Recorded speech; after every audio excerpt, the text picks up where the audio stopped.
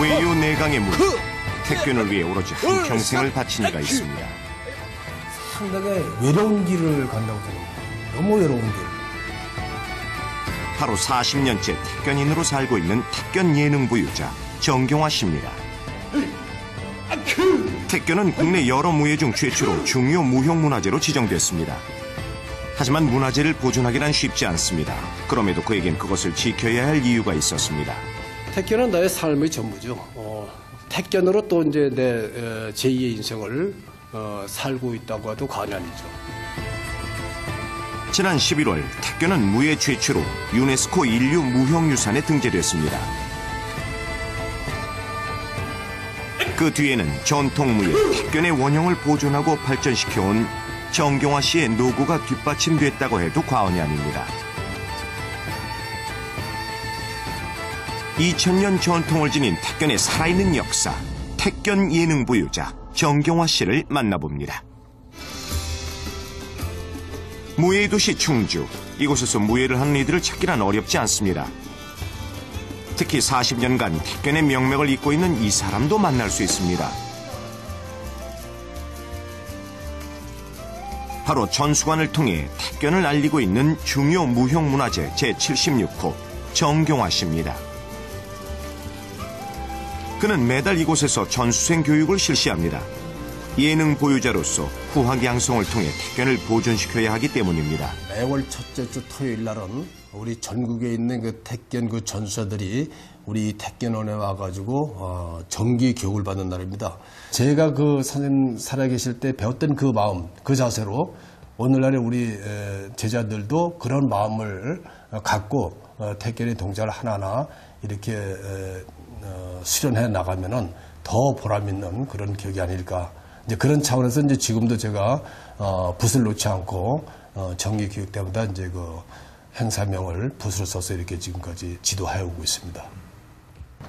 택견과 관련된 것이라면 그의 애정이 닿지 않는 것이 없습니다.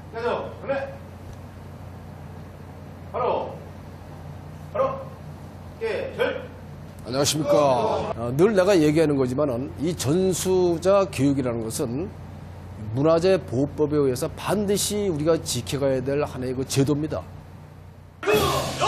드디어 2011년 마지막 전수 교육이 시작됐습니다. 한술의 치기 하나! 택견은 보유자를 중심으로 전수조교, 이수자, 그리고 이수자가 되기 위한 전수생들에 의해 보존되고 있습니다.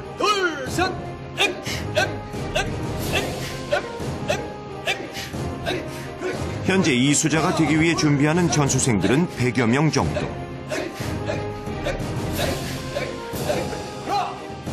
모두 최소 5년 이상 택견을 익힌 이들 중 심사를 거쳐 선발됐습니다. 전수자들은 그 원형을 잘 보존해 나가야 할 그런 그 책임과 의무를 가지고 있는 사람들이기 때문에 무엇보다도 아주 그 기본을 튼튼히 중점적으로 좀 지도를 하고 있습니다. 그동안 우리가 갈고 닦은 기량을 한 달에 한 번씩 모여서 잘못된 부분을 수정해주고 보완해주는 그런 데 큰 의미가 있다고 봅니다.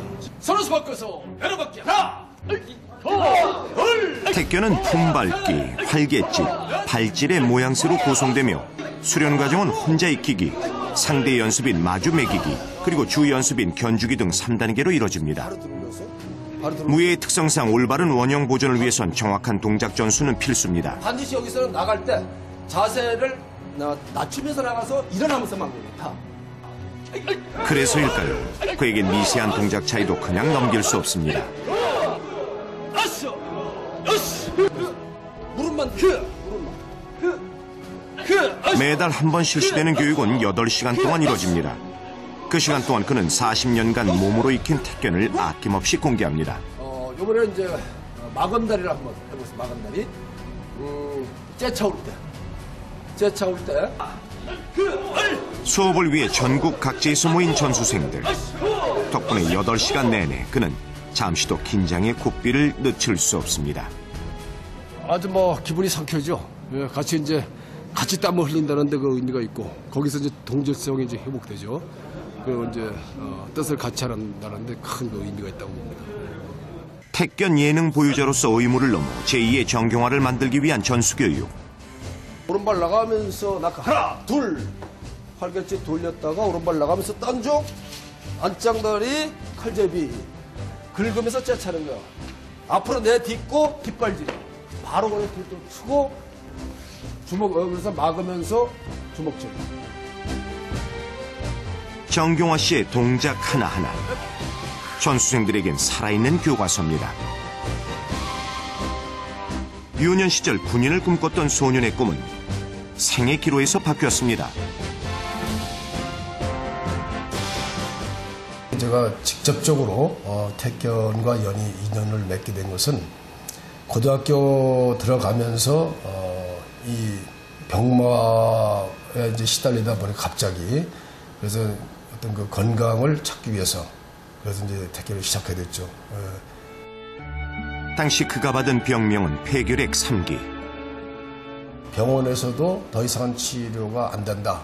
이런 거 어떻게 보면 이제 어린 나이에 사형 선고를 받았다고도 과언이 아니죠. 결국은 이제 학교를 휴학계를 내고 이 병을 고치기 위해서 인근에 있는 풍류산이라는 곳에 그 개천사라는 절이 하나 있었습니다. 거기에서 이제 기거하면서 산을 뛰어다니고 또는 생식을 하고 도라지, 더덕 또는 진해, 독사 이런 거를 이제 잡아먹으면서 한 6개월 정도를 그런 생활을 지속적으로 했습니다. 그래서 거기서 이제 병을 회복해가지고 내려와가지고 생각한 것이 건강을 위해서는 뭔가 좀 무예를 배워야 되겠다. 우연히 라디오를 통해 택견을 접한 정경화 씨. 그는 초대 택견 예능 보유자 고 신한승 선생님을 찾아가 택견을 시작하게 됐습니다. 하지만 처음부터 순탄치만은 않았습니다. 처음에 이제 배울 때 그 택견을 처음에 접했을 때는 내가 평소에 생각하고 있었던 무예하고는 전혀 다른 그 몸놀림을 하는 모습을 보고 야 이게 무슨 무예냐 취미지. 내가 그 당시 생각할 때. 그래서 야 이것을 끝까지 해야 되나 말아야 되나 이런 생각까지도 상당히 망설였어요. 망설임도 잠시 포기를 몰랐던 그의 집념은 삶 깊숙이 택견을 자리하게 했습니다. 무술이라면 뭔가 있지 않겠느냐. 대부분이 무술이라면서 상대를 제압할 수 있는 그 기술이 있어야 되거든. 근데 이거는 품밟고 활개짓 이것만 가르쳐주는 거야 2달 동안을. 너무 재미가 없잖아요. 마치 춤을 추는 듯한 느낌이 들고 이건 무예가 아니다. 그래서 이제 그런 그 망설임을 가진 적도 있습니다만은 일단 뭐 끝까지 한번 해보자 하는 마음을 갖고 그러니까 2달이 지나고 나니까 이제 스님께서 하나하나 이제 가르쳐 주시기 시작하더라는 얘기죠. 우리의 고유 전통 무예다. 이런 그 말씀을 하셔가지고 거기에 이제 이제 마음이 끌렸던 거죠. 그래서 끝까지 이제 배우게 된 거죠. 택견은 2000년 전 고구려 시대부터 그 기원을 찾을 정도로 오래된 민족무예입니다. 벽화, 풍속과 같은 그림은 물론 고려사, 태종실록 등 옛 문헌에서도 오랜 세월 택견이 우리네 삶과 함께했음을 알 수 있습니다. 그 후 1983년 택견은 국내 여러 무예 중 최초로 중요 무형문화재 제76호로 지정됐습니다. 당시 초대 예능 보유자로는 고 송덕기, 신한